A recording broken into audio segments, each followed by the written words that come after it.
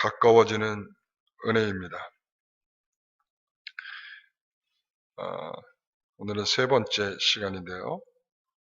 우리가 첫 번째로는 그리스도의 피로, 우리가 두 번째로는 둘로 한 몸, 하나로, 세 번째 오늘은 율법을 폐하심으로, 이렇게 세 번째 시간이 됩니다. 첫째, 우리가 그리스도의 피로라고 하는 것은 우리가 피 흘림이 없이는 죄사함이 없다.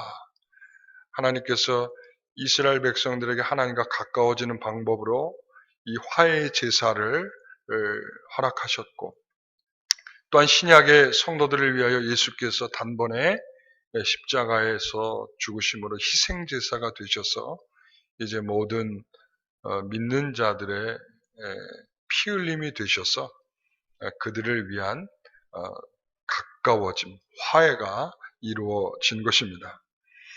이제 그 피는 우리의 양심을 깨워서 그리스도인으로서 살도록 하게 할 것이고요.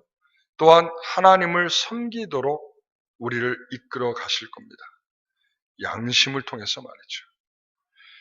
둘째는 둘로 하나로라고 했습니다. 이 우월감에 빠져 있는 이 이스라엘 백성들은, 유대인들은 성전 안에서 하나님께 제사를 행할 때에 자신들은 성전 안에, 그리고 이방인들은 이방인 뜰로 밀어냈습니다.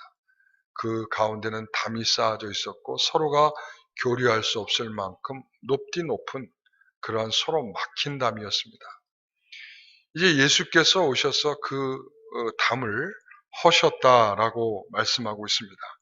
그래서 그 허신 것은 십자가를 통하여 그것을 허시게 되었는데, 그 나뉘어진 둘을 한 몸으로 만드셨다라고 했어요. 나뉘어진 둘을 한 몸. 그게 뭐라고 그랬을까요? 그게 교회라고 그랬습니다. 교회. 그래서 한 몸인 교회로 만들었다. 이제 유대인도 없고 이방인이 따로 있지 않습니다. 이제는 그리스도인, 교회의 성도 외에는 존재하지 않는 것입니다. 그래서 이 교회라고 하는 것은 한 몸, 유기적이다 그랬어요.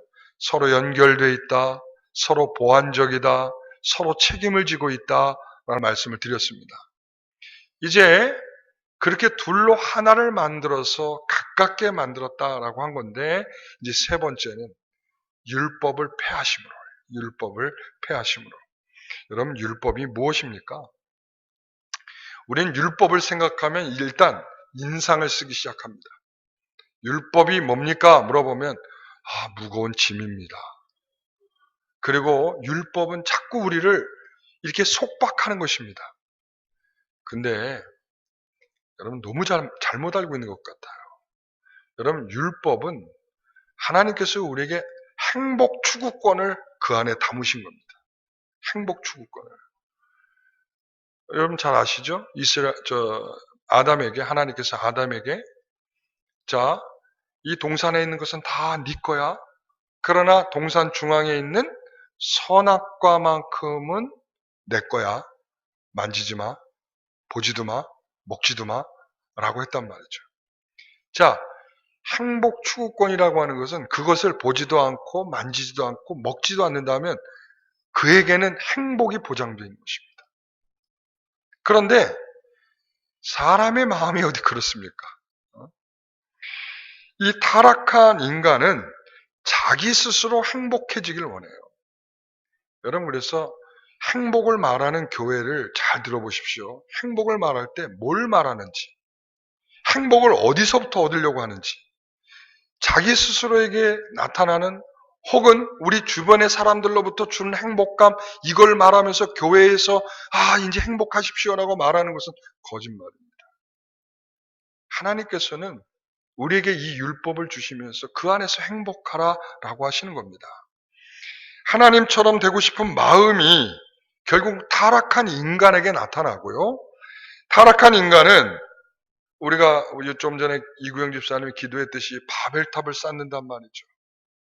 그리고 왜냐하면 자기 스스로가 높아지려는 마음이죠. 자기 스스로가 행복해지려고 하는, 자, 우리 힘을 모아서 자, 행복 추구해보자 하고 쌓아 올린 바벨탑이죠. 그리고 이스라엘 백성들도 하나님께 주신 약속의 계명들을 다 잊어버리고요. 그들이 단단히 각오를 하고, 자, 우리가 어떻게 하면 더 배불리 먹을까? 어떻게 하면 더 잘 살 수 있을까? 어떻게 하면 우리가 더 행복해질 수 있을까? 라고 하면서 하나님보다도 자기들을 행복하게 해줄 수 있는 이방신을 찾게 되는 것입니다. 행복하거든요. 바알신을 찾으면 육도 행복해지고 마음도 행복해지거든요. 그러니까 그 가운데서 그들은 마음껏 그 행복을 누리며 살려고 하죠. 여러분, 그것은 바로 무엇입니까?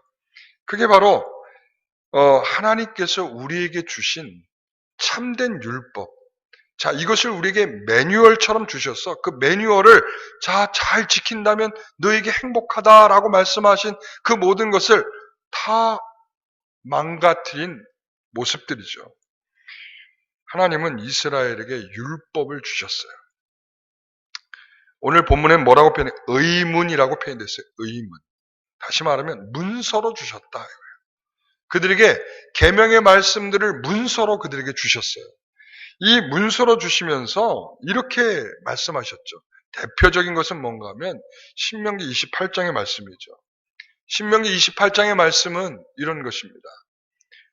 자, 하나님의 말씀과 규례와 법도, 하나님의 계명과 규례와 법도를 네가 지킨다면 내가 너에게 복을 주겠다.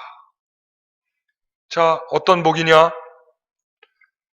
너의 삶의 모든 영역이 복될 것이다. 그러나 반대로 네가 하나님의 계명의 말씀을 지키지 않고 행하지 않고 그리고 그것을 어기면 뭘 주신다고 그래요? 저주가 있을 것이다. 마찬가지입니다. 그 저주는 너의 삶의 모든 영역 속에 있을 것이고 너에게 재앙이 닥칠 것이고 너희 안에 질병이 있게 될 것이라고 말씀하고 있습니다. 여러분, 지금 이 온 지구가 이처럼 열병을 앓고 있고 이상기후에 시달리고 있고 그리고 이런 전염병에 시달리고 있는 것 모든 이런 내용들 우리가 그냥 자연의 현상이지 여러분 이렇게 보시면 안 돼요. 우리가 하나님 앞에 하나님의 매뉴얼을 가지고 있지 못한 자들로서의 그리고 그것을 행하지 못하는 자들로서의 하나님께서 경고일 수 있음을 기억하십시오. 자, 그럼 묻겠습니다. 이스라엘을 포함한 우리는 그 율법을 지킬 수가 있습니까? 지킬 수 없습니까? 지킬 수가 없습니다. 참 안타깝죠? 타락한 상태에 있는 모든 성도들은 이 매뉴얼을 지켜낼 수가 없습니다. 왜 그런가 하면 자기 행복에 대한 스스로 찾고자 하는 노력들이 워낙 강해졌고요. 뿐만 아니라 탐욕의 안경을 쓰고 세상을 바라보는 눈길이 달라졌어요. 그렇기 때문에 하나님이 우리에게 주신 말씀의 약속보다 내가 추구해야 할 그리고 내가 얻고자 하는 그러한 내용들이 너무나 강력하게 나타나기 때문에 하나님의 말씀이 뭐라고 한지에 대해서는 별로 그렇게 관심이 없습니다.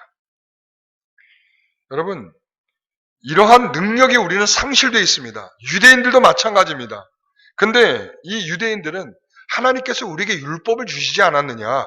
다른 사람들한테 주지 않았는데 우리에게 율법을 주셨다. 그 이유는 뭐냐? 우리는 지킬 수 있기 때문에 하나님이 우리에게 주신 거다. 착각도 여러분 굉장히 착각이 굉장히 강력하죠. 여러분 누구나 다 이 율법을 지킬 수 있느냐? 없습니다. 그 예로 한 부자 청년이 예수님께 찾아왔잖아요. 그리고는 어떻게 하면 영생을 얻겠습니까? 그래, 율법을 지켜야지, 계명을 지켜야지. 저는 다 지켰습니다. 뻔뻔하죠. 그때 예수님께서 네가 못 지키고 있다는 것을 입증하여 주듯이 뭐라고 얘기하시냐면 그럼 네 재산을 다 팔아서 가난한 자들에게 나눠주라. 이게 이웃사랑이거든요. 그 이웃 사랑을 위해서 네 재산을 다 팔아서 그 가난한 사람에게 나눠주라. 미쳤습니까? 난 어떻게 살라고? 거봐, 네가 계명을 못 지키고 있는 거잖아. 주님의 역설이에요. 지키고 있다고 말하는 자들을 향하여 네가 지금 못 지키고 있다라고 역설해주고 있는 거예요. 율법에 나타난 축복을 받겠다고 나는 율법을 지키는 자라고 우겨대지만 실질적으로 그렇게 하지 못하고 있다는 말씀이죠. 여러분 로마 3장 20절에 보면 이렇게 말씀하고 있습니다. 그러므로 율법의 행위로 그 앞에 의롭다 하심을 얻을 만한 육체가 있다 없다? 없다 그랬습니다. 여러분 만일 인간이 그 율법을 지킬 능력이 있었다면요, 애초부터 방향이 달라요. 지킬 수 있었다라고 생각했다면 하나님이 그들에게 제사를 주지 않았어요. 희생제사를. 모세에게 율법을 주시면서 동시에 뭘 주셨어요? 성막을 지어라. 그리고 제사법을 굉장히 많이 주셨어요. 이 말은 뭘까요? 그것은 너희들의 거룩과 성결은 너희 스스로가 감당해낼 수가 없다. 너희들은 지켜낼 수 없는 자들이다. 너희들은 타락한 본성을 가지고 있기 때문에 그 율법을 지켜내기에는 무기력한 자들이다. 라고. 그래서 이 제사가 있어야 된다. 그 말씀을 하시는 거거든요. 여러분, 율법이 주어지면요, 대체적으로 두 가지의 반응이 나타나는 것 같아요. 이스라엘 백성들에게. 하나는 뭔가 하면 위선입니다. 위선. 그러니까 율법을 받아든 성도의 모습은 위선적이에요. 우리가 잘 알고 있잖아요. 그 위선하면 떠오르는 사람들, 바리새인과 서기관들이죠. 위선은 율법을 지키는 자처럼 존중을 받아요. 그리고 또한 선한 사람으로 여겨짐을 받습니다. 자, 예수님은 그런 바리새인과 서기관들을 향하여 뭐라고 부르냐면 외식하는 자다라고 말씀하셨어요. 외식하는 자. 자, 겉으로는 깨끗하되 그 안에는 무엇으로 가득 차 있죠? 탐욕으로 가득 차 있습니다. 겉으로는 아름다워 보이나 그 안에는 더러운 쓰레기로 가득하다라고 말씀하고 있습니다. 겉으로는 옳게 보이나 안에는 불법으로 가득하다라고 말하고 있고요. 그리고 그들은 11조는 들이되 정의와 긍휼과 믿음은 없다라고 말씀하고 있어요. 그러면 주님께서 이렇게 곁들여서 말씀하고 있죠. 이것도 행하고 저것도 행하라. 이게 주님이 우리에게 주신 답이에요. 우리는 골라내면서 하고 싶은 것만 하거든요. 그러면서 사람들 앞에 나는 이 정도 사람이야 라고 과시하면서 위선을 떨거든요. 그러면서 존중받는 거거든요. 여러분, 자, 한 개를 못 지킨 거나 두 개를 못 지킨 거나 세 개를 못 지킨 거나 네 개를 못 지킨 거나 완전히 못 지킨 거나 느낌은 다를 수는 있는데 못 지켰다라고 하는 면에서는 다 동일하고. 여러분, 그래서 주님께서 그 위선을 떨고 있는 그들을 향해 독소를 퍼부으시죠. 뭐라고 얘기하십니까? 뭐라고 말씀하세요? 저기 안 써있나요? 안 써있네요. 뭐라고 말씀하시죠? 뱀들아, 독사의 자식들아, 독사의 자식들, 독사의 새끼들아, 이렇게 되어 있어요. 이참에 한번 겸하여 저도 동일한 마음으로 여러분 위선자라고 하는 것을 주님께서는 진정한 율법을 받아든 성도의 자세로 보지 않고 계시다는 거예요. 자, 그러면 위선 아니면 두 번째 뭐냐면 정직이에요. 정직.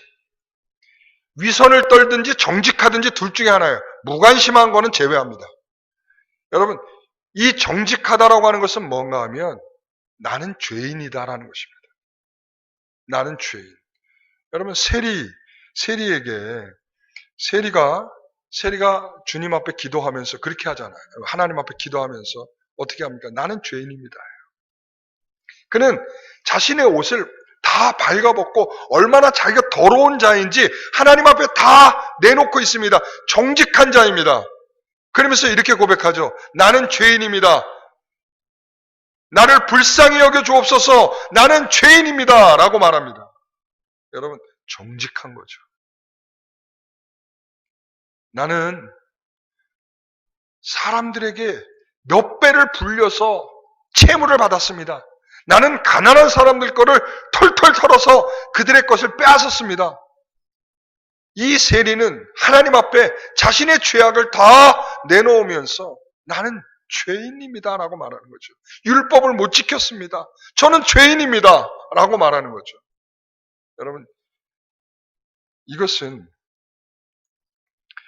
그 판단은 바로 하나님께서 하시는 줄 믿고 그 판단을 받는 마음은 죄인으로 서는 것이죠. 여러분, 그 율법이 자신의 죄를 깨닫게 하고 하나님께 용서를 구하고 도움을 요청하도록 하는 것입니다. 우리가 잘 알지 않습니까? 그 율법은 죄를 뭐 하는 거라고요? 깨닫게 한다라고 했어요. 죄를 깨달음이라. 예? 우리가 모든 사람이 이 율법으로 자신을 의롭다라고 할 수 없지만 중요한 기능은 뭔가 하면 그 율법으로 우리는 죄를 깨닫게 된다는 것입니다. 사랑하는 성도 여러분. 그래서 율법을 받아든 성도는 정직해야 되는 것입니다. 왜냐하면 그 율법으로 날마다 판단받는 나라는 사실을 생각할 때 그 율법이 내게 그 죄를 용납하고 시인하도록 만드는 것이죠. 그래서 로마서 5장 20절에 가면 이렇게 말하죠. 율법이 들어온 것은 범죄를 더하게 하려 함이라 라고 말합니다. 율법이 들어온 것은 율법이 누구와 함께 들어왔을까요? 죄와 함께 들어왔다는 거예요. 그것도 나란히라고 했어요. 나란히, 죄와 함께 나란히 들어온다 이렇게 표현되어 있어요. 여러분, 이게 무슨 말인가 하면 제가 어릴 때 그 친구 집에 이렇게 놀러 갔다가 아주 어릴 때 몇 살 때인지 기억도 안 날 만큼 굉장히 어릴 때였어요. 근데 그 친구 집에서 나도 모르게 가지고 놀던 장난감을 하나 가지고 왔어요. 근데 어머니가 그걸 봤어요. 야, 너 이거 누구 거냐? 말도 안 하고 가만히 있었죠. 누구 거냐니까 친구 건데요. 근데 왜 가져왔어? 또 대답을 안 하고 가만히 있었죠. 굉장히 많이 혼났어요. 아, 이렇게 슬그머니 가지고 오면 이게 정말 나쁜 짓이고 죄구나 라고 하는 것을 어머니가 호되게 혼내주시는 것 때문에 알게 됐죠. 만약에 거기서 혼내지 않았다면 어떻게 됐을까요? 아마 더 큰 걸로 확대됐을 가능성도 있죠. 여러분, 그런 것입니다. 법이 있어야 죄라는 것이 인정되는 것입니다. 그래서 우리도 요즘에 보잖아요. 민식이법이 생기고요. 윤창호법이 생기고요. 그리고 지금 이 코로나19 때문에 이 감염법 확산에 협조하지 않은 사람들을 벌하기 위해서 거기에 대한 특별법을 만들고 왜 그렇겠습니까? 이런 법이 없으면 뭐가 규정이 안 돼요? 죄가 규정이 안 돼요. 분명히 죄를 졌는데도 그것을 죄로 물을 수가 없는 거예요. 그렇기 때문에 죄가 올 땐 나란히 뭐가 있어야 되냐면 율법이 있어야 되는 거예요. 하나님께서 오늘 우리 처음에도 타락한 인간에게 아담에게도 율법을 주신 거예요. 책으로 주시진 않으셨지만 율법을 주셨어요. 먹는 날엔 정령 죽으리라 라고 하는 율법을 주신 거예요. 이 법이 있기 때문에 그는 죽어야 하는 것입니다. 여러분, 율법은 이렇게 우리에게 잘못을 분명하게 규정해 주고요. 법이 없으면 안 된다는 것이에요.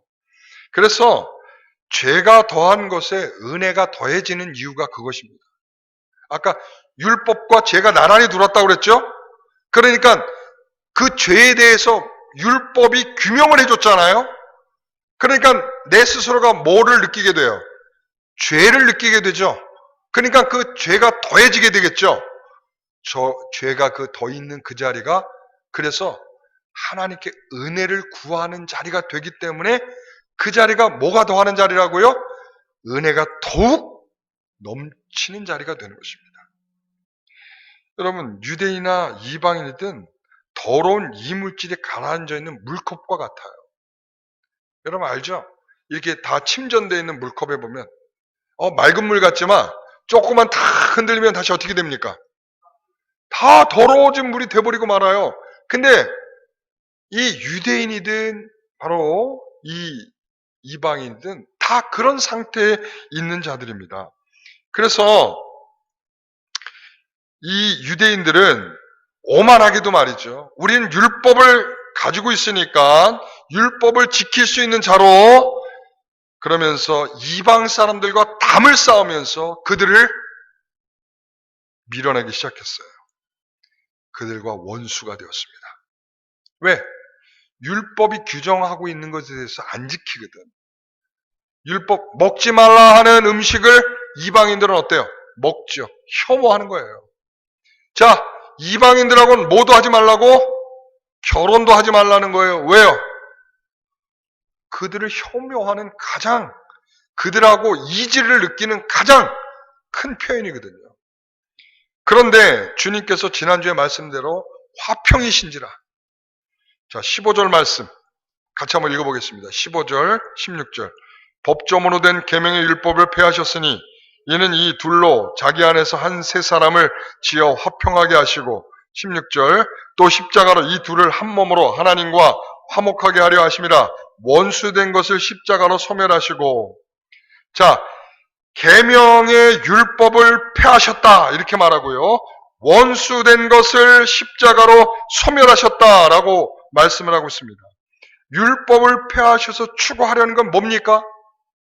유대인과 이방인들을 화평하게 하는 것입니다. 하나님과 화목하게 하려는 것입니다. 새로운 피조물로 창조하는 것입니다. 유대인과 이방인 사이에 문제는 뭡니까? 율법이었습니다. 율법을 가졌다는 우월감은 율법을 가지지 못했다는 소외감으로 서로 마찰을 일으키고 있는 것입니다. 여러분, 가졌다는 것과 갖지 못했다는 것 여러분 굉장한 갈등이 생깁니다. 그렇지 않겠습니까? 여러분 그런 느낌 받아본 적 없으세요? 가진 사람과 갖지 못한 사람의 갈등. 여러분, 그래서 이런 사이에 무엇이 존재하는가? 뭐가 존재하겠어요? 원수됨이죠? 적대감입니다. 언제든지 부딪혀서 싸울 수 있는 그런 적대감을 서로 간에 지금 느끼고 있는 거예요. 그래서 우리 주님께서 오신 겁니다. 로마서 10장 4절 말씀. 그리스도는 우리의 믿는 자에게 의를 이루기 위해서 뭐예요? 율법의 마침이 되셨다. 율법의 마침이 되셨다. 그러니까 이 율법을 종료하도록, 이 율법을 완성하도록, 이 율법을 자신께서 이루셔서 율법의 부정적인 효과를 무력화시키기 위해서 예수님께서 오셨다는 거예요. 여러분, 예수님께서 그래서 두 가지로 받게 되는 것이 뭔가 하면 하나님의 진노입니다. 우리 예수께서 십자가에서 죽으신 것은 하나님의 진노를 받으신 죽으심입니다. 죄의 삭은 뭐예요? 사망이죠. 아담이 죽지 않은 그 사망을 주님께서 심판받아 죽게 되신 것입니다. 예수님은 사망이란 형벌을 받으셨어요. 그 무한하신 하나님의 진노의 형벌로 십자가에서 사망하신 것입니다. 이 예수님께서는 또한 지옥의 고통을 경험하셨습니다. 그리고는 거기로부터 부활하셨습니다. 하나님께서는 이사야서 53장 6절의 말씀에 이렇게 말씀하시죠. 모두의 죄악을 그에게 담당시키셨다. 모두의 죄악을 그에게 담당시키셨다. 그리고 요한복음 1장 29절에는 세상 죄를 지고 가는 어린 양이로다 이렇게 말씀하셨어요. 우리 예수님은 그 죽으심은 바로 모든 죄악을 짊어지고 가는 죄의 싹슨 사망이라고 하는 그 사망의 징벌과 죄악을 짊어지고 가시는 그러한 일이었습니다. 또한 두 번째는 불순종하여 율법을 거역한 인생들에게 율법을 충족시켜 주시는 일이었어요. 여러분, 분명히 율법을 지키지 않으면 죽음이고 율법을 지키는 자에겐 복이 있다라고 신명기에 말씀하고 있어요. 지킬 수도 없다면서요. 그런데 무엇이 복이 된단 말입니까, 그러면? 바로 예수 그리스도를 바라보시면서 약속해 주신 말씀.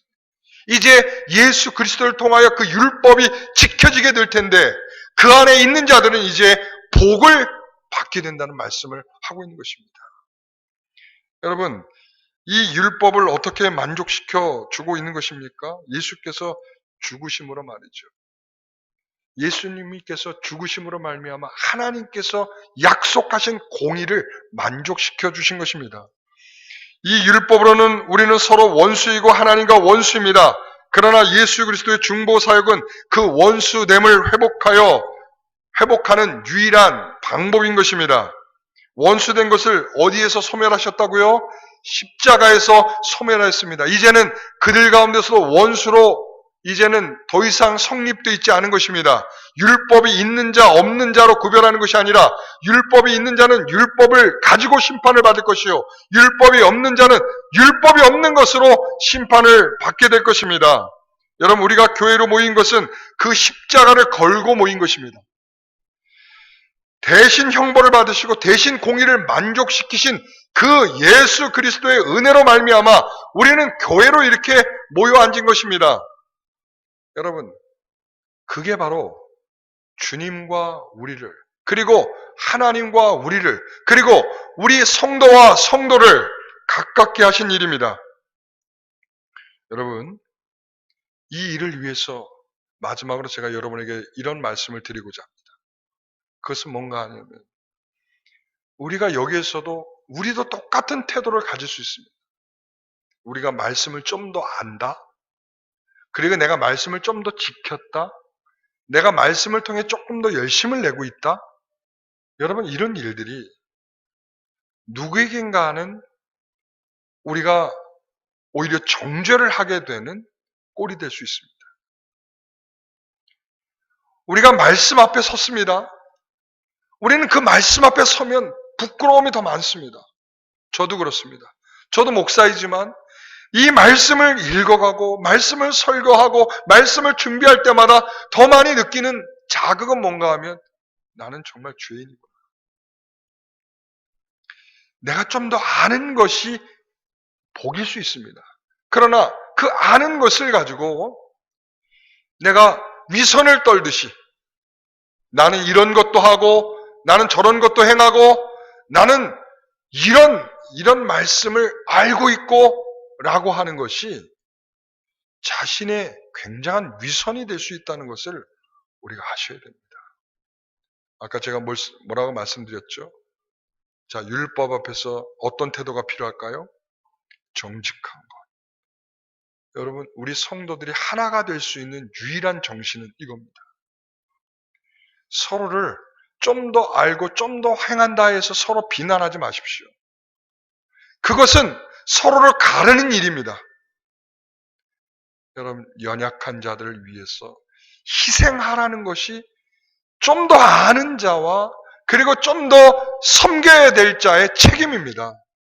사랑하는 성도 여러분, 우리가 이 자리에 오신 성도 여러분, 그리고 가정에서 예배드리고 있는 성도 여러분, 우리가 부모로서 좀 더 믿음을 가졌다라고 하는 것은 자녀의 믿음 없는 자녀를 좀 더 섬겨내라는 것입니다.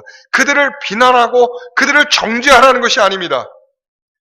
좀 더 가까워지는 것은 그들을 위하여 기도하는 것이고 그들을 위하여 우리가 좀 더 가까워지는 것은 우리가 먼저 나도 죄인이라는 것을 고백하는 것입니다. 나를 불쌍히 여겨달라고. 그러면 그 대상은 나만이겠습니까? 아닐거려. 나를 불쌍히 여겨주십시오. 나는 죄인입니다라고 하는 순간 나와 같은 죄인들이 보일거려. 그들을 위하여 함께 불쌍히 여겨달라고 할 거입니다. 하나님, 저 사람도 불쌍히 여겨주시고 이 사람도 불쌍히 여겨주시고 하나님, 이 사람도 불쌍히 여겨주시고 하나님, 이 사람 불쌍히 여겨달라고 자신의 가슴을 치며 자신을 위하여 기도하는 것처럼 그들을 위하여서도 그렇게 기도하게 될 것입니다. 여러분, 어떻게 율법을 가진 자들의 독설 속에 율법을 갖지 못한 사람들의 멸시와 소외 속에 어떻게 이들이 하나로 뭉칠 수 있겠습니까? 주님 앞에 자신이 정직해진다면 하나가 될 수 있습니다. 자신이 정직하지 않기 때문에 다른 사람을 밀어내는 것입니다. 자신이 더 우월한 인간이라고 생각하기 때문에, 자신이 더 하나님의 사랑을 받고 있는 사람이라고 생각하기 때문에 다른 사람을 더 밀어내는 꼴이 되고 마는 것이죠. 지금 그게 바로 지금 유대인과 이방인들의 갈등이었고요. 그 다음에 그들 간에 서로 벌어진 원수 같은 모습들이었습니다. 그것을 위하여 우리 주님이 죽으셨다고요. 십자가에서 그 모든 원수됨을 소멸하셨고요. 그리고 그 율법을 이뤄내기 위하여서 모든 희생을 감당해내신 분이 우리 예수 그리스도이십니다. 오늘 우리가 그분 앞에 우리의 모든 모습을 내어놓고 진실하게 서기를 소원합니다. 정직하게 서기를 원합니다. 다 같이 기도하겠습니다. 하나님 아버지, 이 마음만이 교회를 이루는 것일 줄 믿습니다. 나를 불쌍히 여겨 주시옵소서. 나는 여전히 죄인입니다. 우리가 어떤 사람에게 정죄할 수 있으며 때로는 나에게 조금 불편을 끼친 사람을 어떻게 악하다 말할 수 있겠습니까? 나 역시도 누군가에게 악한 자일 것이고 나도 누군가에게는 참으로 몹쓸 사람으로 여겨질 것이며 나도 누군가에게는 참으로 싸우고 싶은 존재로 느껴지고 있을 터인데 왜 우리는 나에게 불편을 주는 사람에게만 집중하여 원수를 삼고 있는지요? 하나님, 내 모습을 주님 앞에 정직하게 보게 하여 주옵소서. 나를 위하여 희생하시고 나를 위하여 십자가를 지신 그 주님의 놀라운 은혜가 왜 제게만 있는 것으로 느끼고 축소시키고 있는지요? 주님, 이 시간 정직하게 서게 하옵소서. 우리 모두가 주님 앞에 정직하게 서서 그 율법을 폐하신 주님의 뜻을 우리가 더 깊이 묵상할 수 있는 자들이 되게 하여 주옵소서. 아버지 하나님, 우리가 교회 안에서도 서로 하나가 될 수 없이 서로 다툼과 갈등들이 있습니다. 서로 밀어내고 서로 하나 될 수가 없다라고 말하고 있습니다. 서로 끼리끼리가 되어서 서로 친해질 수 없다라고 말하고 있습니다. 이것이 교회입니까? 이것이 교회의 정신입니까? 이것이 십자가를 내건 교회라고 말할 수 있겠습니까? 주님, 우리의 부족함을 주님 앞에 내어놓고 모두 죄인된 우리는 서로가 서로를 위하여 기도하며 아끼고 섬기고 또한 양보하고 배려해야 할 그러한 성도들임을 믿습니다. 이웃사랑을 위하여 네 모든 재산을 팔아서 나눠주라 했던 주님의 뜻을 우리의 마음에 갖게 하여 주시옵소서. 우리는 절대로 내 것을 내놓고 사랑할 마음이 없습니다. 그런 우리의 마음을 주께서 헤아려 주시고 그 모든 모습을 새롭게 하여 주시옵소서. 새로운 창조의 피조물로 위하여 주께서 죽으신 그 놀라운 역사가 내 안에 있다면 나도 내 것을 내놓고 서로 사랑할 수 있는 그런 마음을 우리에게 주시옵소서. 오늘 주님 앞에 간절히 기도하올 때에 예수님의 이름으로 기도하옵나이다. 아멘. 모두 일어나셔서 찬송가